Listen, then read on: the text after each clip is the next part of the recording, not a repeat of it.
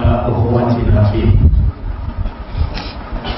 والصلاة والسلام على من لا نبي بعد وعلى آله وأصحابه وعلى جميع الأنبياء والمرسلين ومن تبعهم بإحسان إلى يوم الدين. أما بعد، رب اشرح لي صدري ويسر لي أمري واحلل عقدة من لساني يفقهوا قولي. سبحانك لا علم لنا إلا ما علمتنا إنك أنت العليم الحكيم.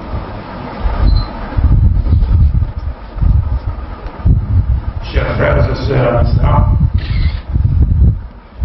après avoir remercié Allah, les maîtres des circonstances, les souverains absolus, pour sa grâce, la grâce qui a fait la plus grande grâce, qui a fait de nous des musulmans, pour sa grâce, qui a fait de nous des frères et sœurs en islam. Je implorais Allah pour qu'il verse sa miséricorde et ses bénédictions sur notre vénéré prophète Muhammad, sur le nom de sa famille, sur ses compagnons, sur tout prophète véritablement envoyé par Dieu dans les vies de et sur tous musulmans et tous musulmans qui suivent la voie de Muhammad sallallahu alayhi wa sallam jusqu'au jour du jugement.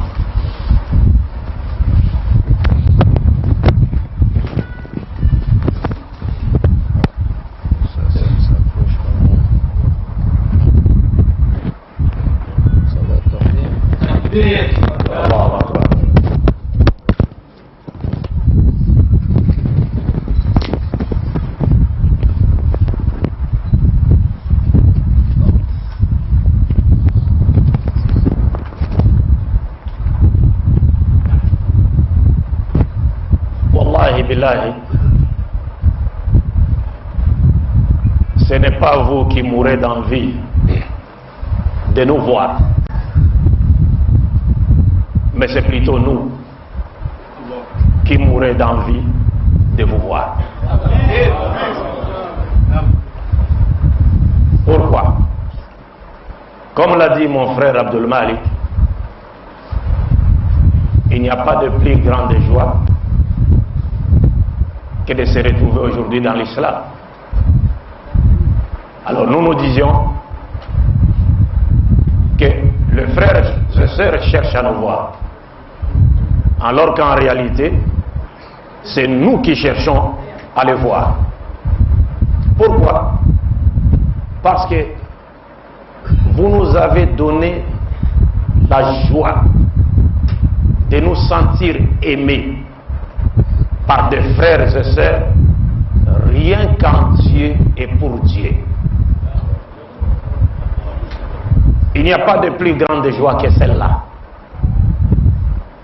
Aujourd'hui, nous nous retrouvons dans cette salle. Qu'est-ce qui nous a réunis pour que nous nous retrouvions aujourd'hui dans cette salle?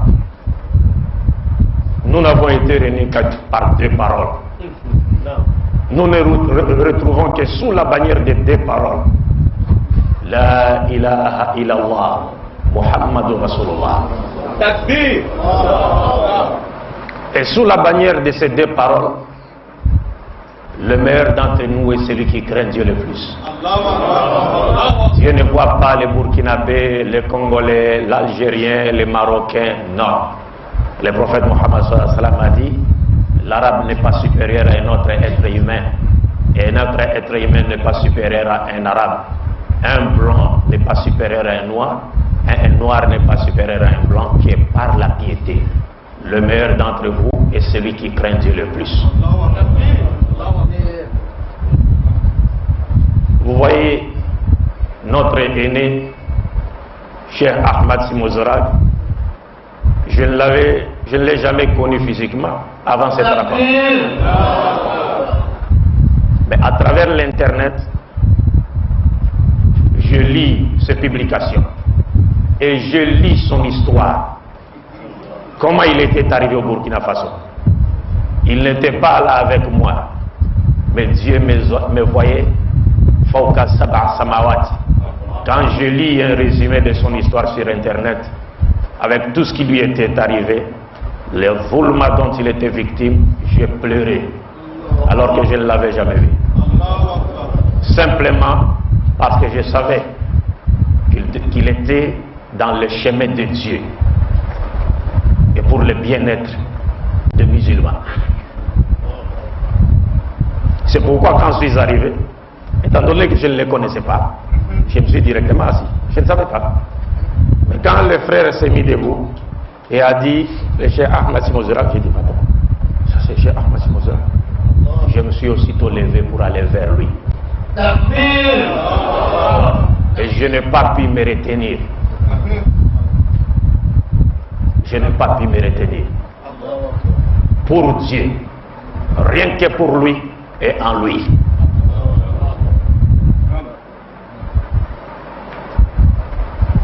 Je demande à Dieu qu'il puisse assister notre chef jusqu'à la fin et que par sa puissance qui est invaincue, qu'il puisse lui redonner ses droits, parce que il est puissant sur toutes choses. Il vainc par sa puissance et il n'est pas vaincu. On ne peut même pas dire qu'il n'est pas vaincu, parce que ça c'est exclusivement pour Dieu, parce que Dieu n'a pas la puissance, Dieu est la puissance. Dieu est la puissance. C'est comme lorsqu'on parle de l'existence de Dieu. On dit Dieu existe, mais en réalité Dieu n'existe pas. Dieu existe par rapport à nous, les jours où nous avons connu qu'il y a un être suprême qui a créé tout ce que nous voyons sur la terre. Mais pour lui, avant que nous ne le connaissions, il était déjà là. Donc Dieu n'existait pas, Dieu est. Il existe par rapport à nous, pas par rapport à lui. Dieu est. C'est pourquoi, que vous l'adoriez ou pas, vous ne diminuerez en rien de sa divinité ou de sa souveraineté. En rien. En rien en tout cas. Il a dit cela dans le Coran. وَمَا يُرِيدُ ثَوَابَ الدُّنْيَا نُؤْتِهِ مِنْهَا وَمَا يُرِيدُ ثَوَابَ الْآخِرَةِ نُؤْتِهِ مِنْهَا. Parce que Dieu est Dieu avant comme après la création, et nul n'est égal à lui. Et il est as-Samad. Il est as-Samad. C'est-à-dire, nous avons tous besoin de lui, mais lui, il n'a besoin de personne.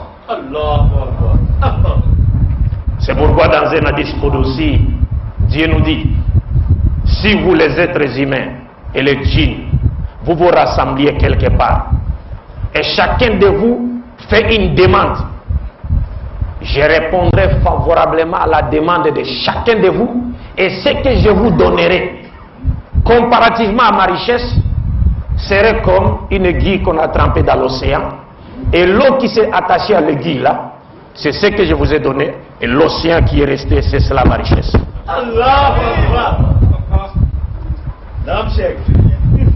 Est-ce que vous comprenez cela? Ça c'est notre Seigneur, Allah. Lam yalid wa lam yulad. Il n'a pas enfanté et n'a pas été enfanté non plus. Pourquoi?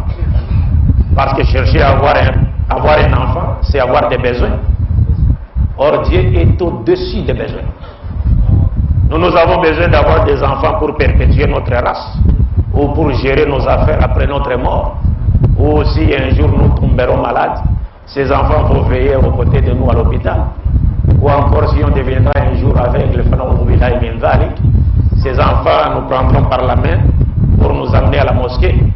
Dieu n'a pas besoin d'avoir ça. C'est pourquoi ceux qui disent qu'il a un enfant, ben il leur destine directement en enfer. Parce que de par sa nature, il ne mérite pas d'avoir un enfant. quand il dit dans le Coran, Ba'dhu billahi minash shaitanir rajim, takadu samawat yatafattarna minhu wa tanshaqqu al-ardu wa takhiru al-jibalu hadda an da'u lirrahmani walada wa ma yanbaghi lirrahmani an yattakhidha walada in kullu man fi samawati wal ardi ila ati rahmani abda.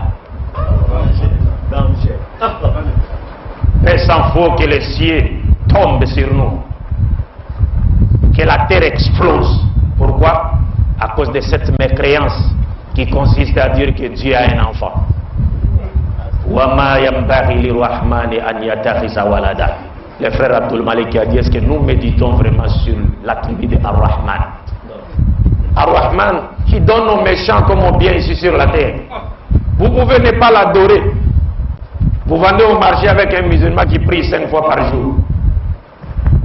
Mais vous, qui n'adorez pas Dieu, Dieu vous donne les risques. Et il met le musulman qui prie 5 fois par jour à l'épreuve. Il ne lui donne pas les risques comme toi. Mais au dernier jour, il regardera des musulmans qu'il adorait sur la terre. Et toi, il te jettera en enfer. Parce qu'il n'a pas besoin de toi. وَلَقَدْ أُوحِيَ إِلَيْكَ وَإِلَى الَّذِينَ مِنْ قَبْلِكَ لَئِنْ أَشْرَكْتَ لَيَحْبَطَنَّ عَمَلُكَ وَلَتَكُونَنَّ مِنَ الْخَاسِرِينَ. Ar-Rahman. Et il nous dit clairement, tous ceux qui se présentent, tous ceux qui sont dans les cieux et sur la terre, se présenteront devant lui au jour du jugement dernier comme étant de simples serviteurs. Il n'y aura pas là-bas l'oncle de Dieu, la maman de Dieu, l'enfant de Dieu. Il n'y a pas ça chez Allah. C'est comme aujourd'hui, la journée d'aujourd'hui, c'est le 40e. C'est le 25, non? Alors, le 25 aujourd'hui, il y a une fête. Et cette fête a un sens spirituel. Et le sens, c'est quoi? Parce que la fête de Noël veut dire, pour les autres, c'est le jour où Dieu est venu sur la terre sous forme humaine, à la personne de Nabi Isa, et il est né d'une femme à la personne de Mariam, alayhi salam. C'est cela l'essence de Noël. C'est pourquoi un musulman qui fête Noël, c'est comme s'il voulait nous dire ce que Dieu a dit dans la sourate Ikhlas. Il n'a pas enfanté, n'a pas été enfanté, c'est faux. Parce que Dieu est venu sur la terre sous forme humaine, il est né d'une femme à la personne de Marie. Et quand tu célèbres ça, c'est fini. Comme le prophète l'a dit, Man tashabbaha bi qawmin fahuwa minhum. Celui qui imite un peuple, il est devenu l'un de leurs. Alors Dieu nous dit clairement, Walam yakul lam yalid walam yulad. Il n'a pas enfanté. Il n'a pas enfanté, n'a pas été enfanté. Ça c'est notre Dieu. Qui n'a pas été enfanté. Parce que si on acceptait aujourd'hui que Dieu a été enfanté, c'est-à-dire qu'il a été précédé par son père ou sa mère par rapport à l'existence. Hein?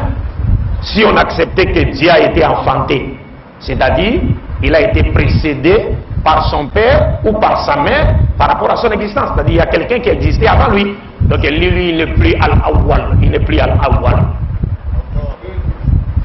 Il a perdu un de ses attributs. Mais le Coran nous dit, Lam yalid wa lam yulad. Dieu n'est reproductivement sorti de personne et personne n'est littéralement sorti de Dieu parce qu'il est Dieu. Alors mes chers frères, je vais ici encore demander à Dieu de bénir notre Père Diawara, le fondateur de cette école, et tous les enseignants qui s'occupent de l'encadrement de musulmans, hommes comme femmes, qui viennent ici pour apprendre le livre de Dieu. De les bénir, de les assister, de leur donner une longue vie,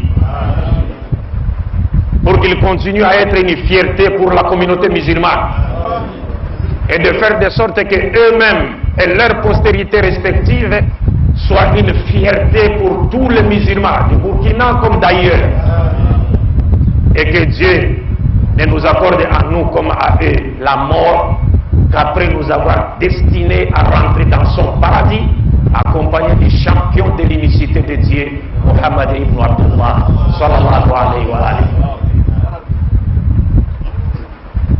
Je disais dans mon introduction, Alhamdulillahi ala ni'mati l'Islam. Louange à Dieu pour sa grâce qui a fait de nous des musulmans. Et comme mon frère l'a dit, il n'y a pas de plus grande grâce ou de plus grand signe de la grâce divine que celui d'être musulman ou musulmane. Pourquoi?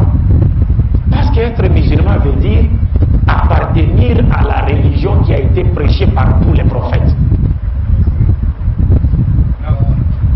Parce qu'aujourd'hui, les gens, il y a certaines personnes qui disent non, il y a le judaïsme, la religion juive, la religion chrétienne, la religion...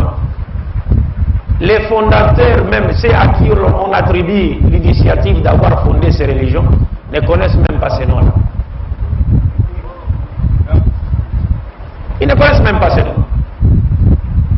Le prophète Mohammed sallallahu alayhi wa sallam nous dit, parlant de lui et de ses frères, les messagers, il dit Nahnu ma'ashara al-anbiya abna'u lat dinuna wahid.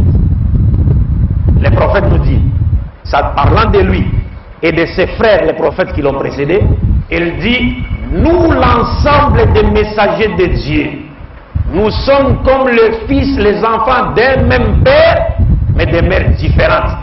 Notre religion est une. Ça, nous ne devons pas avoir peur ou honte de le dire aux gens. Parce que nous continuons à tomber dans les pièges de l'ennemi en disant non, bon voilà, il y a la religion juive, la religion chrétienne. Mais non, parce que Moïse n'a pas enseigné le judaïsme, Jésus n'a pas enseigné le christianisme. Ils ne connaissent même pas ces noms.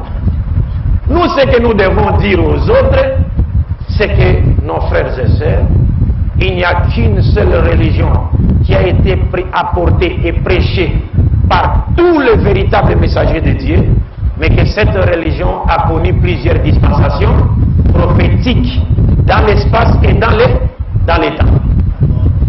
M'avez-vous compris? Ça, c'est le prophète qui le dit. C'est-à-dire qu'il n'y a eu qu'une seule religion qui a été apportée, prêchée par tous les messagers de Dieu. Mais cette religion a connu plusieurs dispensations prophétiques dans l'espace et dans les temps. Et c'est facile à comprendre. Comme je l'ai dit aux frères et sœurs de Koudougou, et je vais même encore me répéter ici, pour comprendre cela. Quel est le nom du premier président de Faso? Le deuxième... Non, Thomas Sankara, c'est avant-hier ici.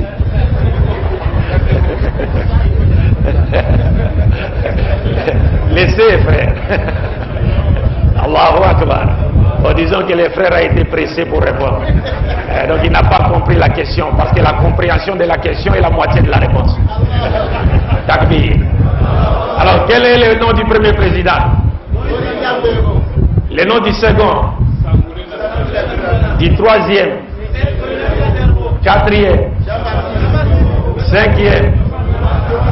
Sixième? C'est l'actuel président. Est-ce que vous comprenez? Donc, le Faso a connu plusieurs dispensations présidentielles et continuera à les connaître jusqu'à la fin des temps, mais le Faso restera unique. Il y a eu une seule religion que Dieu a révélée à toute l'humanité, mais cette religion a connu plusieurs dispensations prophétiques dans l'espace et dans les temps. Il n'y a jamais eu plusieurs religions provenant de Dieu. Pourquoi? Parce que Dieu est unique. La vérité salvatrice est unique, le tawhid. Le but de la création des êtres humains est unique. Celui d'adorer Dieu sans l'associer avec qui ou quoi que ce soit sur le plan vertical comme horizontal. Le but de l'envoi des messagers de Dieu est unique. La religion qui a été apportée par ces messagers est unique. La religion de Dieu est unique. Alors si l'on peut parler de plusieurs, il y aura une seconde religion. Donc dans le monde, il n'y a que deux religions.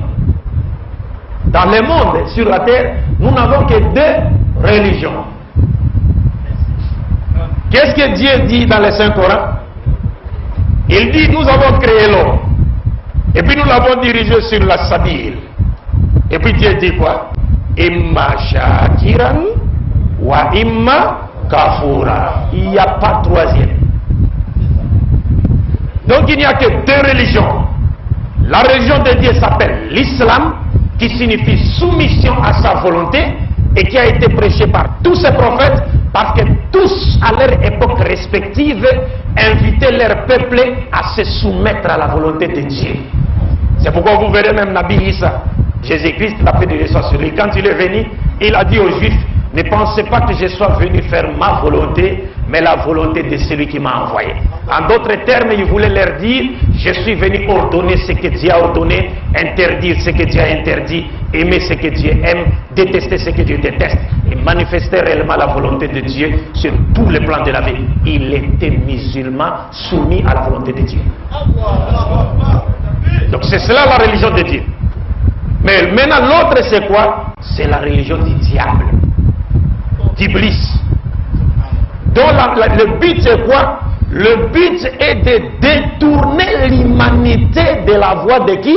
De Dieu. C'est-à-dire la religion de Dieu prêchée par les prophètes, inviter l'humanité à se soumettre à la volonté de Dieu, et celle de Satan qui a plusieurs facettes, détourne l'humanité du pouvoir divin. Il y a une religion. Vous savez comment connaître la religion de Satan? Malgré ces différentes facettes.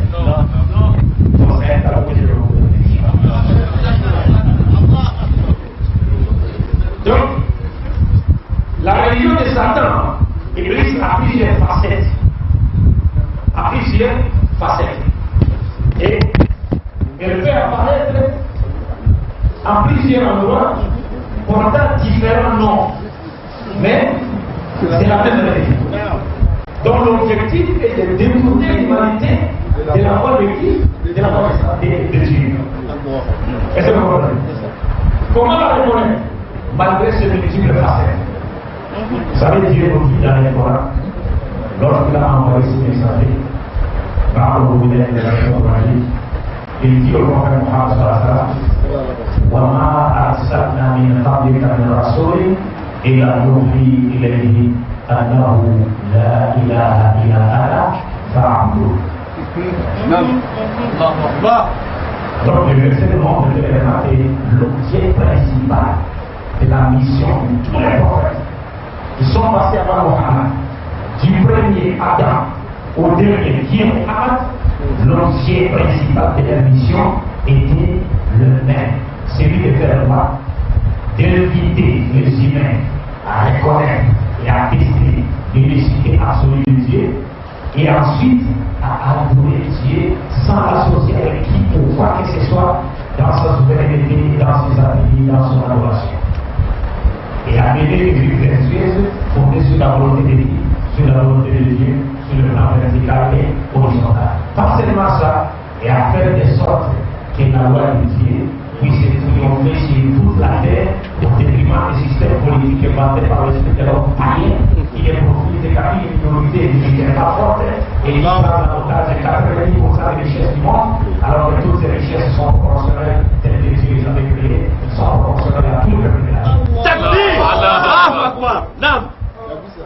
Alors, la religion de Satan, dans ses multiples facettes, la première chose, c'est qu'elle vise d'abord à détourner l'humanité et à dominer l'unicité de Dieu et l'adoration exclusive de Dieu au détriment d'une doctrine de l'unicité remplie d'idées polythéistes et idolâtres, et où les gens, les humains, n'adoreront plus le créateur mais la créature.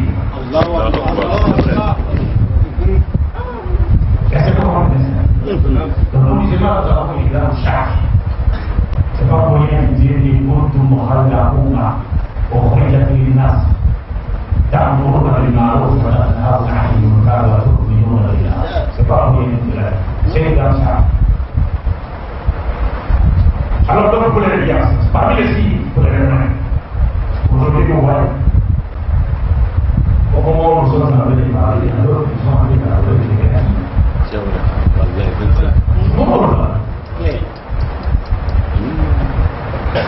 Ça, c'est parmi les facettes. Et il y a une autre facette, c'est que les religions ou la religion de Satan, dans ses multiples facettes, vise à détourner l'humanité de la loi de Dieu comme Iblis l'a fait dans le jardin d'Éden. Allahu Akbar. C'est là en tout cas qu'on la reconnaît.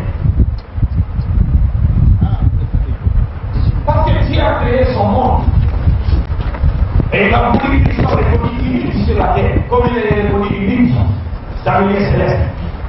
Et il a voulu que sa loi puisse régir notre vie sur la terre, comme la loi céleste régit la vie des créatures célestes au ciel. Où il n'y a ni démocratie, ni capitalisme, ni je ne sais pas quel système. Il n'y a pas un parlement là-bas où Dieu peut parler après les anges, que les anges se lèvent pour demander une potion. Ça n'existe pas ça. Et donc, tous les prophètes ont souhaité cela. S'adressant à Dieu, dans la Bible même il dit que ta volonté soit faite sur la terre comme elle est faite au ciel. Maintenant la volonté de Dieu qui est faite au ciel, c'est quoi? Vous pensez qu'au ciel là-bas il y a quelqu'un qui peut parler devant Dieu? Qui? Personne. C'est-à-dire qu'il règne à maître incontesté et incontestable par sa loi pour le bien-être des créatures célestes, et il a voulu qu'il règne sur la terre à maître incontesté et incontestable par sa loi pour le bien-être des créatures terrestres. Et ce sont les musulmans qui ont la charge de faire triompher cette loi. Pas violemment. Non, pas violemment. Comme font certains. Pas violemment. Parce qu'il faut que nous nous inspirions de la vie du prophète Mohammed sallallahu alayhi wa sallam. Il a commencé par éduquer les gens. C'est comme ce que vous êtes en train de faire, cette école est en train de faire aujourd'hui. C'est très important. Vous savez, nous vivons une époque très dangereuse pour l'islam. Et l'islam de cette époque n'a pas besoin de gens qui posséderaient une seule science. C'est-à-dire vous avez seulement la science coranique, ça s'arrête là, et vous laissez les sciences de la dunya. Parce que quand Dieu nous dit dans le Coran, préparez toutes sortes d'armements pour faire peur à vos ennemis, des ennemis que vous connaissez et d'autres que vous ne connaissez pas, mais que Dieu connaît. L'armement ici, ce n'est pas seulement l'armement matériel. Non. Parce que Dieu aussi ne nous donnera jamais la victoire à travers les armes matérielles. Jamais. Elles sont importantes, les armes matérielles. Elles sont importantes. Mais même si nous les possédons, n'est-ce pas? Dieu ne nous donnera pas aujourd'hui la victoire à travers les armes tant qu'on n'aura pas fait un retour vers les vraies valeurs spirituelles et morales de l'islam d'abord. C'est-à-dire qu'il faut que nous retournions d'abord à la aqida sahiha, sunna sahiha, que nous devenions une expression pratique de vraies valeurs spirituelles et morales de l'islam dans notre vie, pour que par après, même si on avait un fusil de chasse, wallahi, on peut tirer et Dieu transforme cela en une bombe.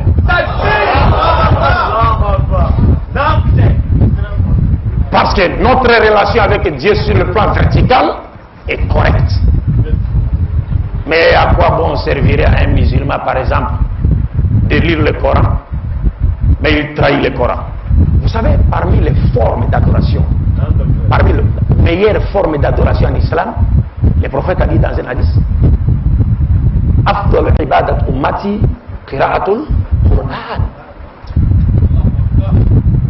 La meilleure forme d'adoration dans ma communauté, c'est la lecture du Coran. Mais pourquoi c'est là? Pourquoi a-t-il dit cela? Parce que même si vous avez... Quelqu'un pourra peut-être s'élever pour dire non, c'est la prière. Mais vous ne pouvez... La prière n'est rien sans le Coran. Tout est rien sans le Coran. Tout passe par le Coran. Comme Dieu l'a dit, وَنُنَزِّلُ مِنَ الْقُرْآنِ مَا هُوَ شِفَاءٌ وَرَحْمَةٌ لِلْمُؤْمِنِينَ وَلَا يَزِيدُ الظَّالِمِينَ إِلَّا خَسَارًا. Tout passe par le Coran.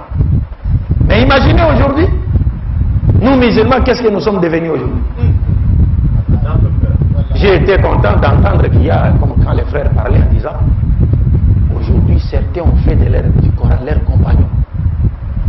Ça a commencé à transformer leur vie. Ça c'est une bonne chose. Parce que à quoi bon? À quoi nous servira aujourd'hui la lecture du Coran si nous nous mettons ici, nous prenons le Coran? A'udhu billahi minash shaytanir rajim. On lit. Mais pendant qu'on est en train de lire, si c'est un homme ou une femme, il sait que bon, juste après la lecture ici, j'ai rendez-vous quelque part là pour aller faire les zina.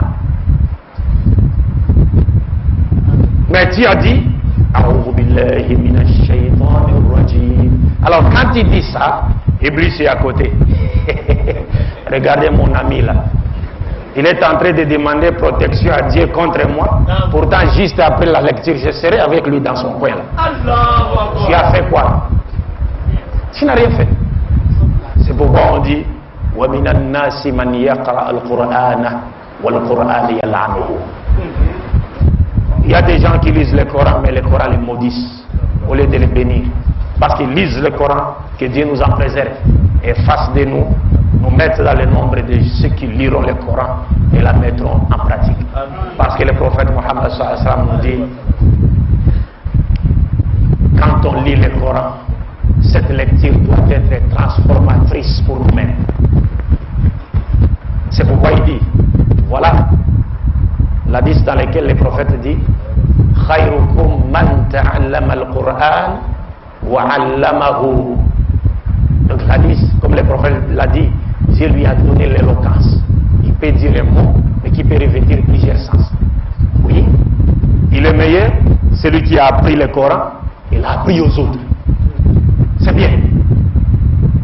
Mais est-ce qu'il sera plus meilleur s'il ne met pas en pratique ce qu'il a appris?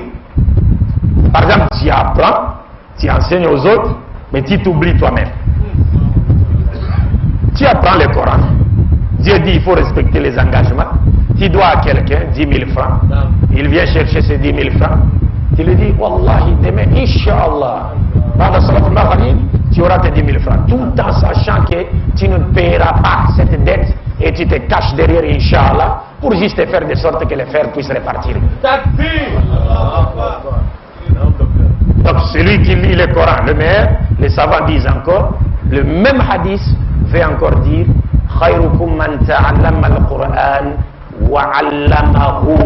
يعني الضمير في هذا الحديث يرجع إلى من تعلم القرآن. يعني il a appris le Coran et le Coran lui a enseigné lui. Le Coran l'a informé sur tout ce que Dieu attend de lui. Lui-même d'abord. Mais comme vous le savez, le prophète a dit, celui qui lit le Coran, une seule lettre, à quoi? Sawab. Ça pèse dans la balance. Et les apôtres ont demandé, vous voulez dire quoi, prophète? C'est, par exemple, Alif Lam Mim. Il dit non. C'est Alif Sawab, Lam Sawab, Mim Sawab. Donc on doit lire le Coran. Et c'est seulement l'amour de la lecture du Coran qui nous permettra de transformer notre vie et notre société. Et moi je vous dis que les jeunes qui étudient, s'ils s'adonnent à apprendre le Coran, à mémoriser le Coran, wallahi, il y a un grand secret dans la mémorisation du Coran qui fait de sorte que tout enfant musulman qui a mémorisé le Coran, wallahi, il ne peut pas échouer à l'université. Il ne peut pas. Il ne peut pas échouer. C'est pratiquement impossible. Il ne peut pas échouer, c'est pratiquement impossible. Parce que celui qui mémorise le Coran, sa mémoire est purifiée par la lumière du Coran et fait de sorte que tout ce que les professeurs diront, il les assimilera facilement, il les comprendra facilement. Parce qu'il a été illuminé par la lumière du Coran. C'est pratiquement impossible. Mais ça vous comprenez. Donc comme je le disais, nous sommes en train de passer une période très critique pour l'histoire de l'islam. Et cette période, moi personnellement, je l'ai appelée la période de douleur d'enfantement. Douleur d'enfantement. Vous savez quand la femme sent des contractions là, hein? Elle est mal à l'aise, hein?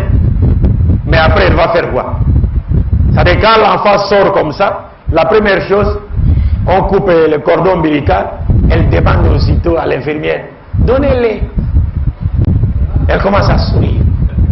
Mais avant c'était quoi de douleur? Donc au moment, la période que nous sommes en train de traverser, c'est une période de douleur d'enfantement. C'est-à-dire la victoire de l'islam n'est plus loin. Je seul connais le temps de cette victoire, mais elle n'est plus loin par la grâce de Dieu. Donc nous sommes en train de passer, les ennemis nous attaquent par-ci par-là, Et ces attaques ne doivent en aucune manière nous inquiéter. Comme je l'ai dit aux frères de Koudougou, parce que dans les attaques des ennemis contre l'islam, comme ce que notre cheikh a subi, comme vous le connaissez, ça c'est rien. Ils peuvent l'arrêter lui, ils peuvent le stopper lui, mais ils ne peuvent pas stopper ce que lui défendait. Ils ne peuvent pas. Ils ne peuvent pas. Et quand nous voyons les gens attaquer l'islam, bien sûr, ceux qui ne connaissent pas les secrets du Coran ou les secrets de la promesse que Dieu avait faite aux musulmans dans le Coran vont s'inquiéter. C'est normal. Mais ceux qui connaissent cela et qui font preuve de patience savent que non. C'est lorsque l'islam est attaqué, c'est à ce moment-là que Dieu fait une contre-attaque dans les attaques même des ennemis pour donner à l'islam la victoire. Est-ce que vous comprenez? Parce que Dieu dit dans le Coran, Yuriduna liyutfi'u nura Allahi bi afwahihim wallahu mutimmu nurihi walau karihal kafirun. Ils cherchent à éteindre la vérité de Dieu par les souffles des paroles mensongères qui sortent de leur bouche. Mais Dieu confirmera sa vérité, n'en déplaise aux mécréants. C'est-à-dire, c'est lorsque le koufar attaque le Coran, comme nous les musulmans, nous dormons. C'est Dieu lui-même qui va descendre sur le terrain et faire une contre-attaque dans leur propre attaque pour donner à l'islam la victoire. Wa makaru wa makarallah wallahu khayrul makirin. Mais malgré cela, l'islam a toujours besoin des ouvriers actifs sur le terrain. La victoire de l'islam, bien qu'elle n'est pas loin, n'est-ce pas? Mais cette victoire se réalisera, n'arrivera qu'à travers les musulmans qui sont actifs, n'est-ce pas, sur le terrain de la dawa et sur d'autres terrains. Parce que comme je le disais, en ces siècles, nous n'avons plus le droit de commettre des erreurs. Les erreurs qui ont poussé certains, n'est-ce pas, à nous marginaliser. C'est-à-dire, c'est un moment où nous devons vraiment bien former nos enfants, la jeunesse. Bien former la jeunesse dans les deux sciences. C'est-à-dire les sciences coraniques et les sciences modernes. Pour que la communauté musulmane puisse voler ses deux ailes. Vous savez, quand l'oiseau vole avec les ailes, il va faire quoi? Il n'ira nulle part. Mais les sciences modernes là ne contredisent pas le Coran, les sciences exactes. Pourquoi? Parce que le Coran, c'est la parole de Dieu.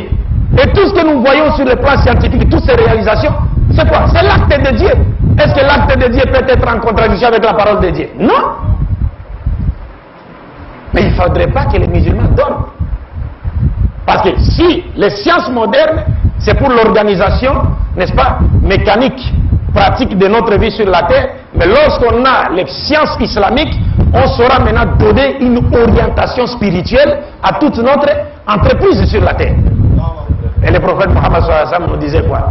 Il nous disait Antum a'lamu bi shu'uni dunyakum. C'est-à-dire, le Coran nous a enseigné les grandes lignes, les grands principes qui sont universels et éternels. L'islam, le monde évolue. Et le génie de l'islam, c'est qu'il évolue avec le monde sans trahir ses principes. Parce que ces principes sont universels et éternels. Donc, mes chers frères, je ne voudrais pas abuser de votre temps. Mais je vous dis simplement, vous nous avez aimés en Dieu et pour Dieu. Et nous vous aimons également en Dieu pour Dieu.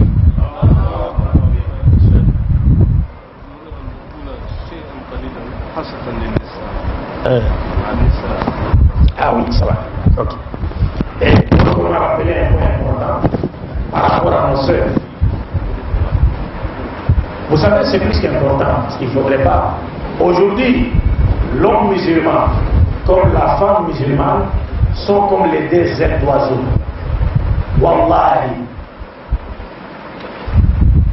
Nous n'arriverons jamais à créer une société islamique au vrai sens du terme dans ces siècles, si nous ne tenons pas compte du rôle positif que doit jouer la femme musulmane. Je vous dis, vous savez, je vais vous frustrer avec une chose. savez, aujourd'hui, nous sommes là tous, nous connaissons qu'il y a des chouïrs parmi nous, des grands connaisseurs. Mais qu'est-ce qui arrive aujourd'hui? Lorsqu'une femme musulmane tombe malade ou doit accoucher, n'est-ce pas? On l'amène aussi à l'hôpital. Et là, et ça peut être même la femme d'un cheikh. Suivez-moi attentivement. Ça peut être la femme d'un cheikh, même un grand imam, que ce soit au Burkina ou au Congo ou ailleurs, là où sont les musulmans, mais qui négligent le rôle de la femme. Donc, un imam, grand imam, il est là. Quand toi, musulman, même tu vas le visiter à la maison, tu n'as même pas le droit de voir sa femme. Tu ne vois même pas ses enfants, les filles. Et certains, alhamdulillah, ou bien certains imams et hommes musulmans, alhamdulillah, demandent à leurs épouses ou leurs filles de se voiler quoi, de se couvrir même le visage. Ce qui n'est pas interdit en islam. N'est-ce pas? Mais vous, musulmans, vous allez lui rendre visite, vous ne voyez personne. Mais réfléchissez maintenant un seul instant. Lorsque la femme même de ces grands imams, que les musulmans n'ont jamais vu, qu'à chaque fois qu'ils lui rendaient visite, cette femme donc, allais-je dire, tombe malade, on l'amène voir un médecin. Et ce médecin, c'est un kafir, et il exige que la femme du grand imam se déshabille devant lui. C'est-à-dire le corps de la femme d'un imam qui est sacré et qui ne peut être contemplé que par son mari est contemplé par un kafir, mangeur de porc, et qui exige à cette femme de se déshabiller devant lui. Qu'avons-nous fait? Qu'avons-nous fait? Et puis vraiment on peut prétendre connaître l'islam si on n'a pas pensé par exemple à la promotion, n'est-ce pas, à la formation de nos filles, pour que demain nous puissions avoir des femmes musulmanes médecins qui traiteront nos femmes et nos filles et nos sœurs. Oui, on peut parler du cas de Baroura, cas de force majeure, mais le cas de force majeure ne doit pas être éternel. Le cas de force majeure ne doit pas être éternel. Avons-nous pensé à cela? Vous savez qu'en Occident même, en Occident, il y a même des femmes occidentales qui ne sont pas des musulmanes, mais qui se sentent mal à l'aise lorsqu'elles savent que non, c'est un médecin homme qui va les consulter. Elles sont mal à l'aise. Non musulmanes. Elles préfèrent être consultées par une femme. Parce qu'elles trouvent que non, c'est mal à l'aise de se déshabiller devant un homme. Bon, même si c'est un médecin, mais hein, ça leur donne la chair de poule, quoi. Et c'est simple, parce que l'un de nos savants dans l'histoire de l'islam a dit quoi quand il a visité l'Occident? Il a dit, j'ai visité l'Occident, j'ai trouvé la copie. On t'exige que c'est politique, il y a ceux qui disent que c'est pas avec cette femme. Mais on accepte de voir une femme, un homme, vivre avec 10 femmes, pour vivre que ces femmes portent des armes comme lui. C'est-à-dire les homosexuels comme lui. Là, il n'y a pas de problème. Là, est-ce que vous comprenez? C'est pourquoi aujourd'hui nos sociétés même sont détruites, toutes les valeurs morales sont détruites. Lorsqu'on accuse les musulmans, alors voilà, la polygamie, ceci, cela. Mais il y a un savant chrétien, français, chrétien, qui a dit toute société qui adopte la forme de monogamie comme la seule forme du mariage connaîtra 3 conséquences. Première conséquence, la prostitution. Deuxième conséquence, les enfants illégitimes. Troisième conséquence, le célibat.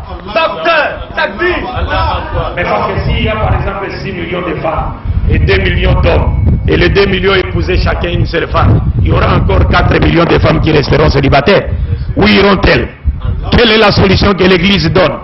Il n'y a aucune solution, ce sont les musulmans qui sont les bienfaiteurs de l'humanité et qui doivent s'en charger pour donner de la valeur à ces femmes. Hein? Donc je m'arrête en disant que nous devons penser à à former à la formation de nos sœurs. Et le prophète Mohammed lui-même l'a dit, on ne doit pas valoriser les garçons plus que la fille, on doit les placer tous au même pied d'égalité. Je m'excuse d'avoir été long. Je demande à Dieu d'affermir nos pas dans sa voie, de faire de nous une fierté pour qui